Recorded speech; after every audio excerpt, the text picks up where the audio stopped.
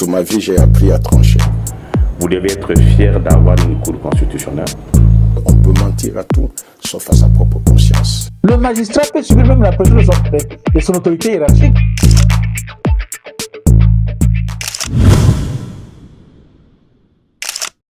En plein cœur de la capitale congolaise, M. Hubert avait été arrêté il y a de cela plus de 4 ans pour tentative d'agression sexuelle. Sans être passé devant la cour, il avait directement été transféré en prison. 2 ans plus tard, un avocat des causes perdues tombe sur cette affaire et décide de rétablir justice.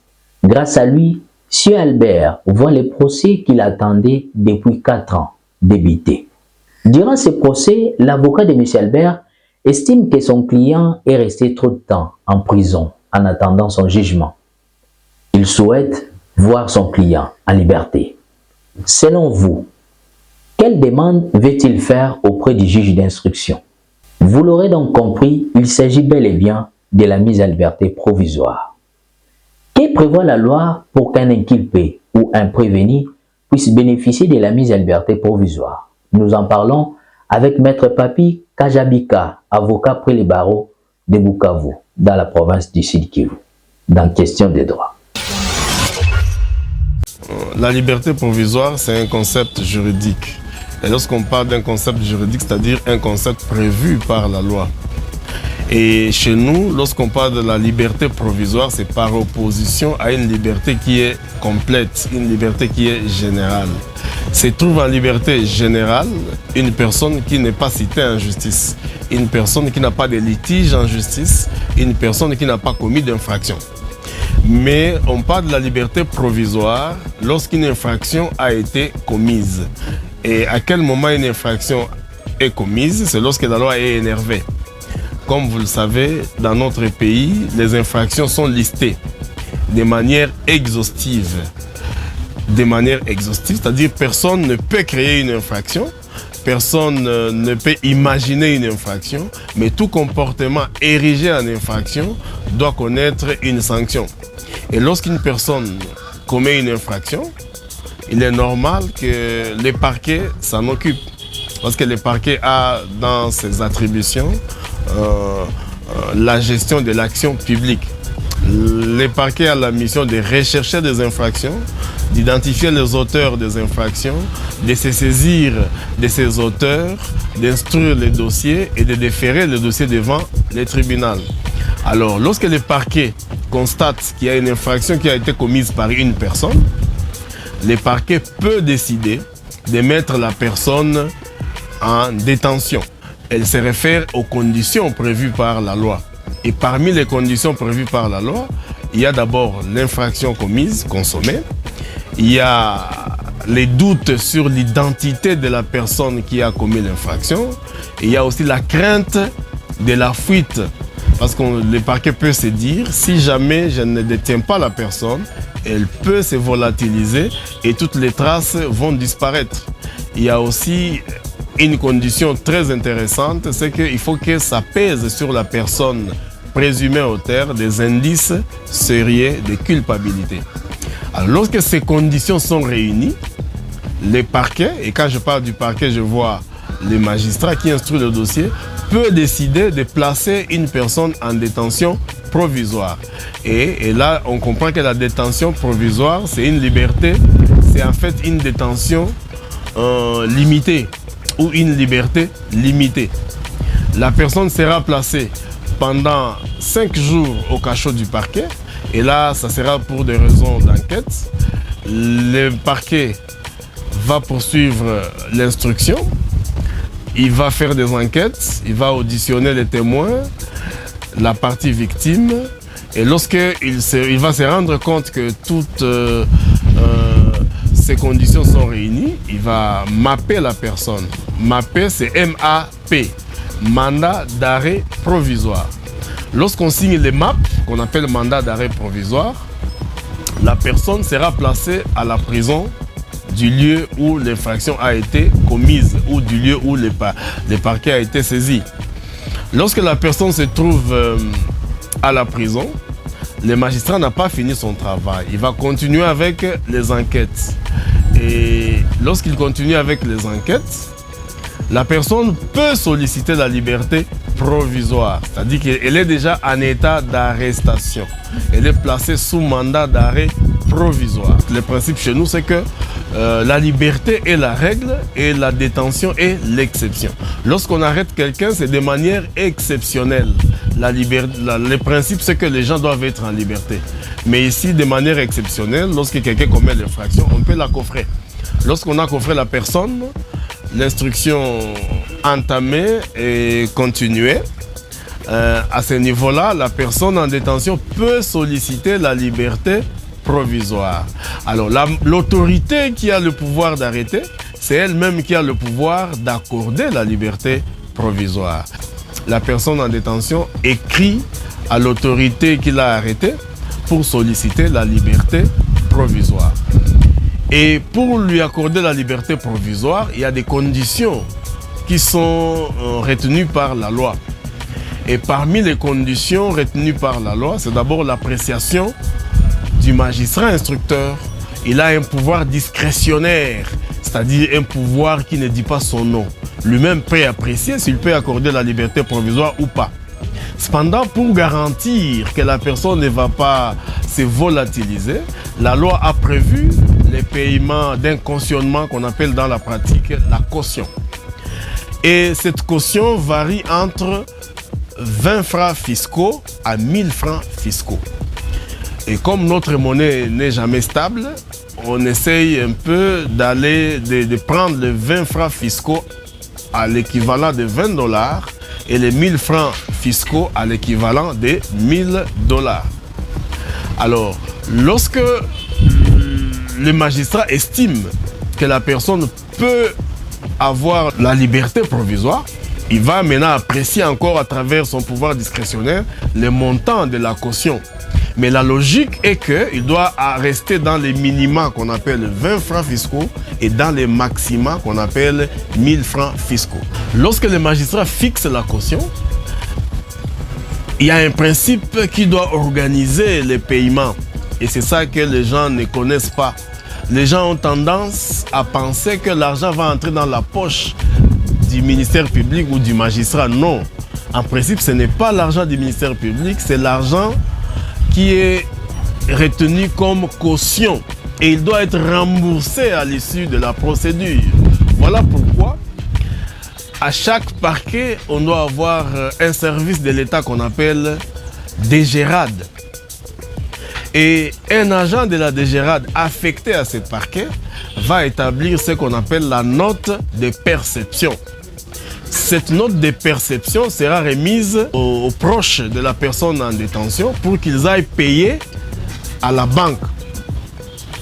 Lorsque le magistrat fixe le montant, il communique à l'agent de la DGRAD, celui-ci délivre une note de perception que l'on va aller payer à la banque.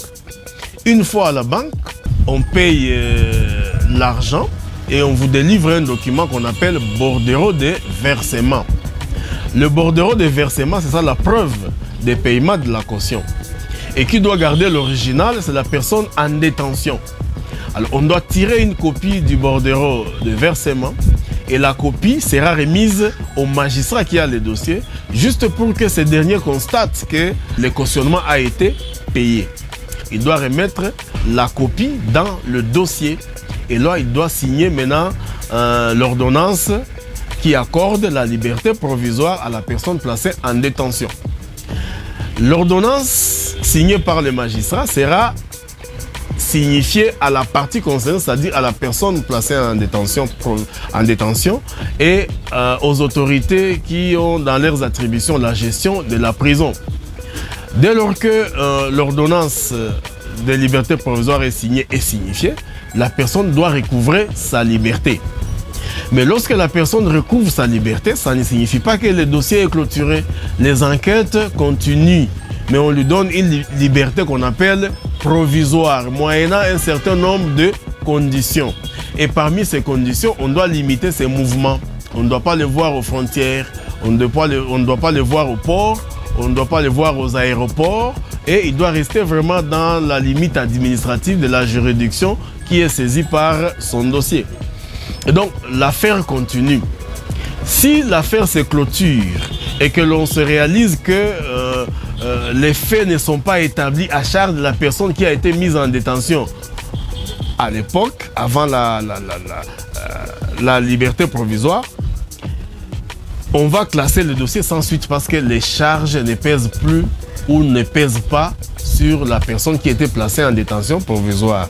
Et dans pareilles circonstances, le cautionnement doit être remboursé parce que le dossier est clôturé par les magistrats et il n'y a plus opportunité de poursuite parce qu'on a senti que les indices ne pèsent plus sur la personne ou les éléments de preuve ne sont pas relevants pour que la personne soit placée en détention provisoire. Alors, lorsqu'on clôture le dossier, on doit rembourser la caution. Mais dans la pratique, on ne rembourse pas la caution. Et c'est ça ce qu'on a toujours décrié, parce que ça s'appelle caution. La caution a pour mission de garantir la présence de la personne placée en détention à son temps pour qu'elle soit présente chaque fois que la justice aura besoin d'elle.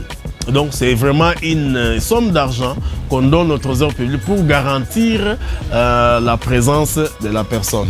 Et vous allez voir qu'on peut payer 200, mais on vous donne une quittance de $40. Et la question que l'on va se poser, où vont les autres dollars? Parce que quand même 200 à 40, c'est beaucoup d'argent. Et c'est là qu'il se pose un problème. Alors si on vous donne une quittance de $40, si vous allez à la fin de l'instruction, on trouve que les faits l'infraction n'existe pas. On classe le dossier sans suite. Lorsqu'il faut vous restituer, c'est la preuve. C'est les $40 qu'on peut vous restituer si jamais vous demandez ça. L'autre observation, c'est que les justiciables eux-mêmes ne demandent pas la restitution de la caution. Dès lors qu'ils retrouvent la liberté, ils ne reviennent plus solliciter la restitution de la caution. Pourquoi? Parce qu'ils ont peur de la justice. Ils se disent, si on demande la restitution de la caution, on risque de nous coffrer encore. C'est la peur qui anime les justiciables et cette peur est justifiée par les méandres de la justice. Quand vous y allez, c'est la ceinture qu'on enlève, ce sont les chaussures qu'on enlève. Alors un justiciable, en face de tous ces traitements, il va se dire, si je réclame la caution, on risque de me coffrer encore. Alors que c'est un droit pour ces justiciables, c'est un droit de l'homme et la loi prévoit que la caution doit faire l'objet de restitutions à la fin de la procédure. L'impact, c'est que la justice est présentée pas comme une solution, mais comme un problème. Or, la justice, en réalité, c'est une solution. Dès que vous allez en justice, c'est pour trouver une solution. Mais si la justice elle-même va se présenter comme un problème, ça change tout. Alors, un justiciable, quand il va en justice, c'est pour avoir une solution à son problème. Mais si la justice va commencer à lui créer des problèmes, à compliquer les choses, ça ne marche pas. Et voilà pourquoi vous allez voir que pour le moment, dans la province du Sud Kivu particulièrement et dans toute la République de manière générale, il y a une sorte de... Il n'y a pas de confiance entre la justice et les justiciables. Et cette perte de confiance se justifie en partie par le comportement des opérateurs judiciaires. Ils ne rassurent pas les justiciables quand ils font des choses en marge de la loi, alors qu'ils sont là pour être des garants de la loi, les sentinelles de la loi, ça pose problème. Donc il y a crise de confiance entre les justiciables et la justice. La première recommandation, je l'oriente du côté des magistrats. Je demande aux magistrats d'adopter un comportement professionnel.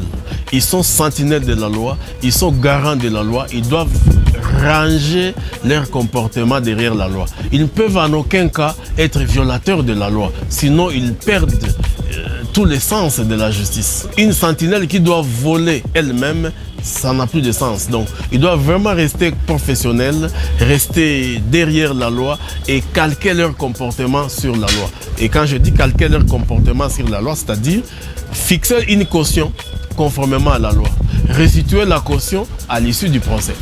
Voilà ce que je peux demander aux magistrats. Qu'est-ce que je vais recommander à l'État? De mettre les magistrats dans des conditions assez acceptables pour qu'ils jouent bien leur rôle. Parce que lorsque les magistrats ne sont pas bien traités, ils ne sont pas bien payés, la corruption va s'inviter. Et lorsque la corruption s'invite, la justice va perdre sa place. Donc que l'État prenne en main sa responsabilité ou ses responsabilités en donnant aux magistrats la politique de leurs moyens. Du côté des justiciables, je leur recommande d'adopter une culture juridique. La culture juridique commence par la maîtrise des méandres de la procédure, la maîtrise de la procédure pénale et de la procédure civile. Lorsqu'on a des informations nécessaires, on ne peut pas se faire rouler. Il faut chercher l'information parce que la logique chez nous, le principe chez nous, c'est que nul n'est censé ignorer la loi. Alors si l'État ne veut pas mettre la loi à notre disposition, nous devons nous mouvoir. Nous devons aller chercher l'information par tous les canaux qui s'offrent. Et nous sommes heureux aujourd'hui d'avoir la NTIC, la nouvelle technologie de l'information et de communication. Et donc on peut avoir les informations juridiques et judiciaires à travers tous les canaux.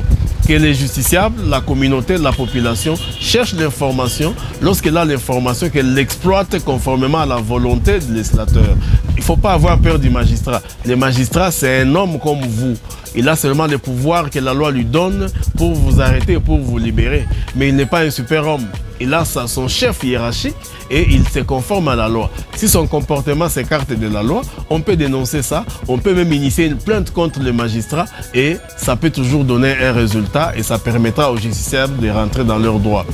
La caution est prévue par la loi et elle doit être remboursée à l'issue du procès, à l'issue de la procédure. Donc c'est un droit pour les justiciables, ils peuvent réclamer la restitution de la caution et on ne va pas l'inquiéter parce qu'il réclame son droit. C'est prévu par la loi et nous devons suivre.